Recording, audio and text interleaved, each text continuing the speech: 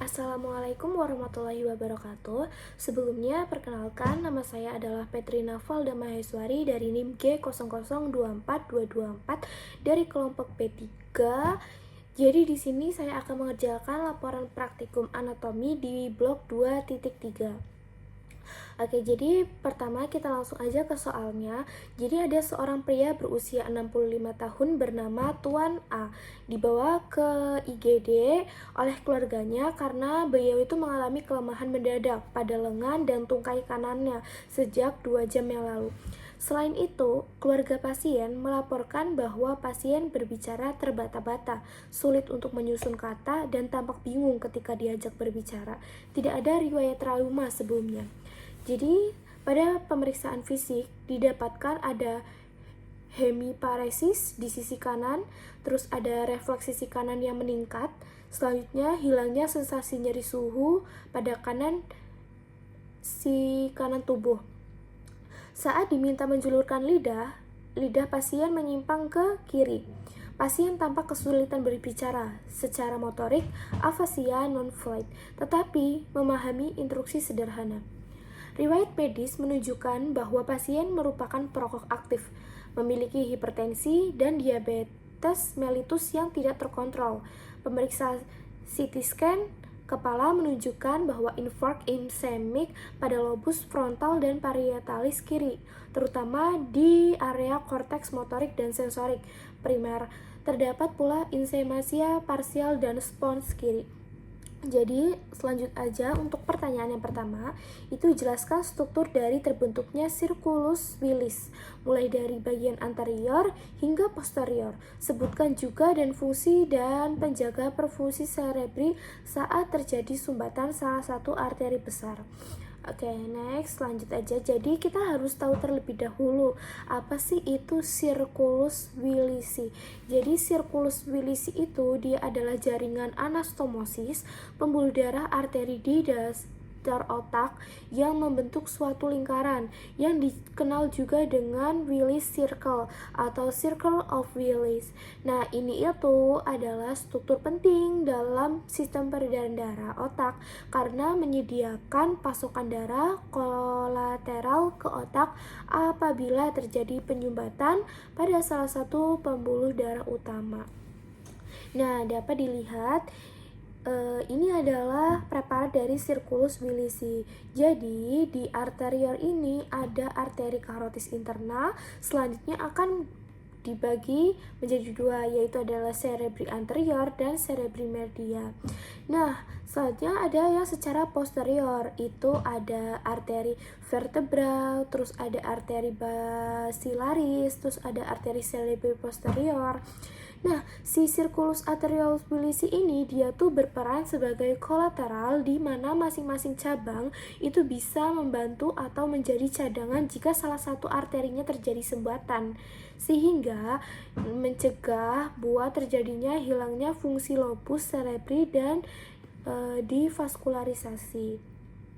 Nah, selanjutnya soal yang nomor 2 itu sebutkan dan jelaskan perbedaan antara traktus corticospinasis dan traktus spinohalamicus. Meliputi ada fungsi utamanya, ada titik awal dan titik akhir, terus ada lokasi penyilangan atau decussation, terus ada letak relatif di medula spinalisnya.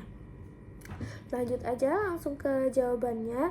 Ini ada preparat yaitu adalah yang sebelah sini sendiri itu adalah traktus corticospinalis.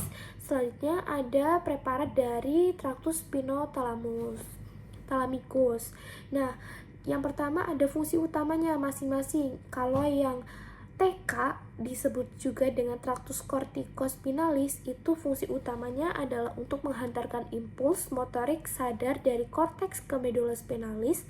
Titik awalnya itu ada di area 4, titik akhirnya ada di medula spinalis anterior atau neuron motorik bawah. Selanjutnya untuk lokasi penyilangannya itu ada di medula oblongata.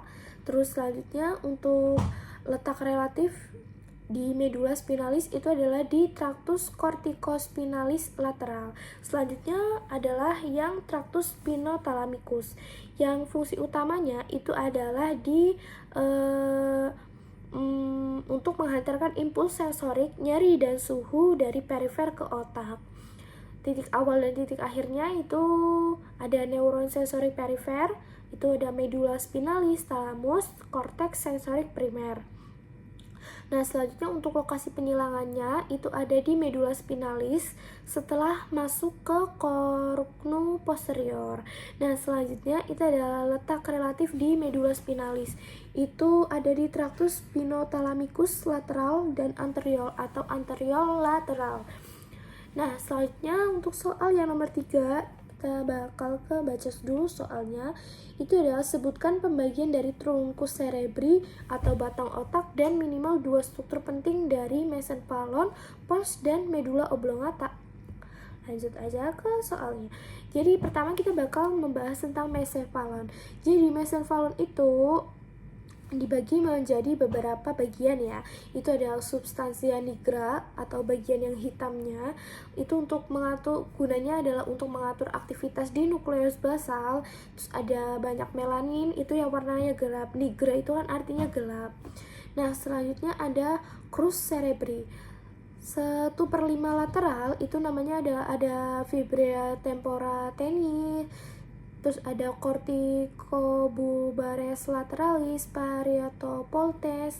Terus 3/5 nya itu ada mediolateral, ada fibri corticospinalis. 1/5 dari medial itu ada fibra corticopantenes. Nah, selanjutnya ada bagian yang tegmentum mesencephali, itu adalah nukleus ruber atau red tingiferum. Di sini ada nemulcum lateralis, terus ada bagian tektum. Tektum itu atapnya.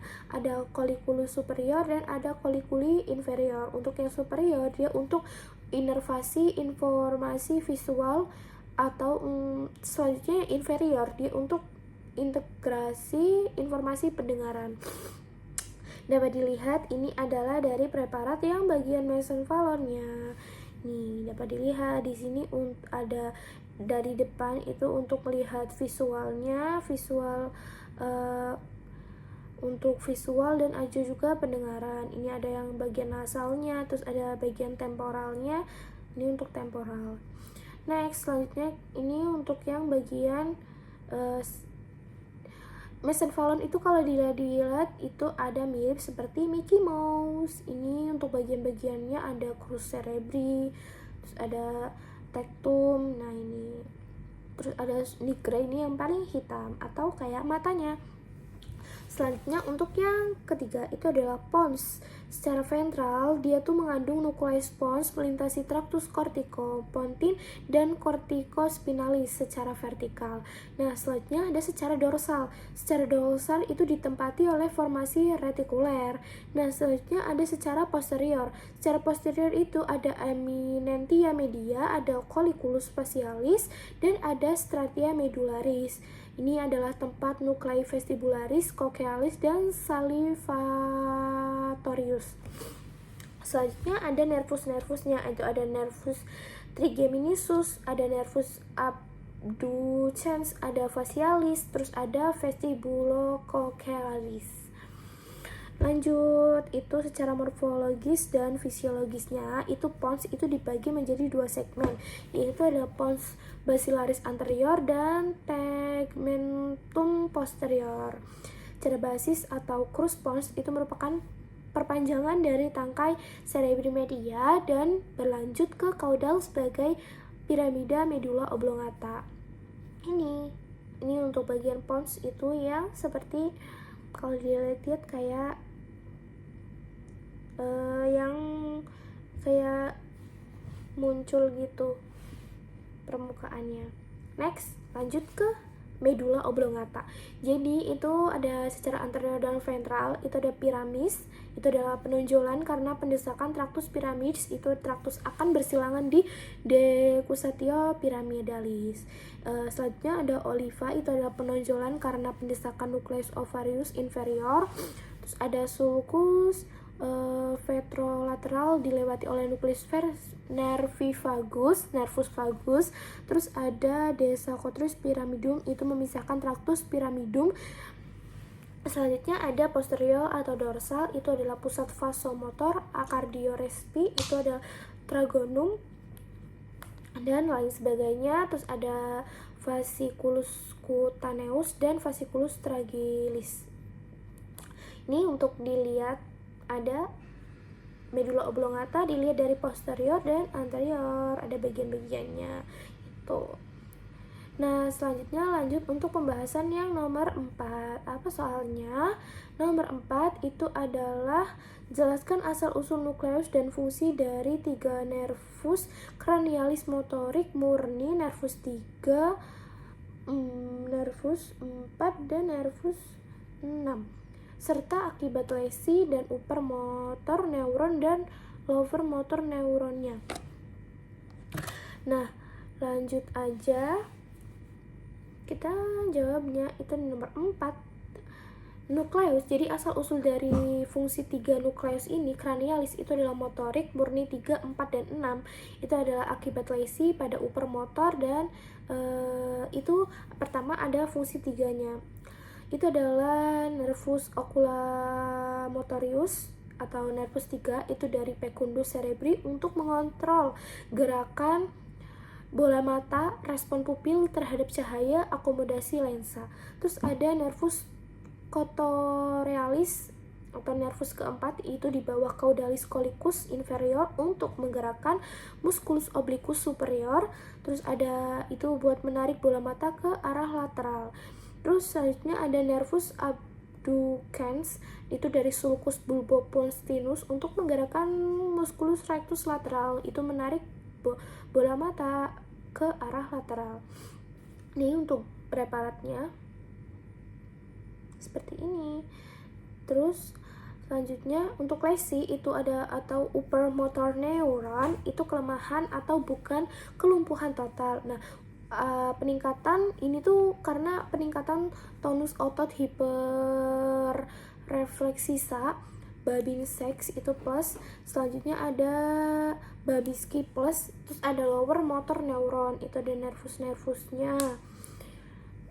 Kalau yang nervus 3 dia tuh jatuhnya kelopak mata. Terus ada miosis, pembesaran, diploma. Dan ada nervus keempat, itu adalah diploma, posisi kepala tidak normal. Terus ada diplopia, itu kesulitan menggerakkan bola mata ke arah samping. Dapat dilihat dari cranial nerve pulse atau exam fundis. Selanjutnya kita bakal membahas lagi yang soal nomor berapa tadi? Nomor 5. Jelaskan lokasi dan fungsi dari area Brodmann berikut: area 4, 1, 2, 3, area 44 dan 45 dan 22. Lanjut aja. Ini kita 5. Nah, untuk area yang 4 itu lokasinya ada gyrus, lokasinya itu ada di gyrus presentralis. Fungsinya buat apa? Itu untuk korteks motorik primer atau menginisiasi gerakan volunter. Terus ada area 1, 2, dan 3, itu lokasinya ada di gyrus posteralis. Itu fungsinya buat korteks somatosensorik primer, itu menerima dan memproses informasi sensorik. Terus area 44 dan 45 itu ada lokasinya ada di lobus frontal inferior kiri, umumnya untuk dominan di hemisfer kiri. Fungsinya buat apa? Itu buat mengolah motorik bicara, lesi, afasia, non fluid. Terus area yang 22 itu untuk lokasinya ada di lobus temporalis superior posterior. Fungsinya buat apa? Itu buat pemahaman bahasa. Terus lesi ada di afasia fluid atau bisa bicara tapi tidak bermakna. Selanjutnya yang nomor 5 itu ada, kalau dilihat yang oranye itu dia area yang 4 di bagian depan. Terus area 1, 2, 3 itu yang warnanya biru.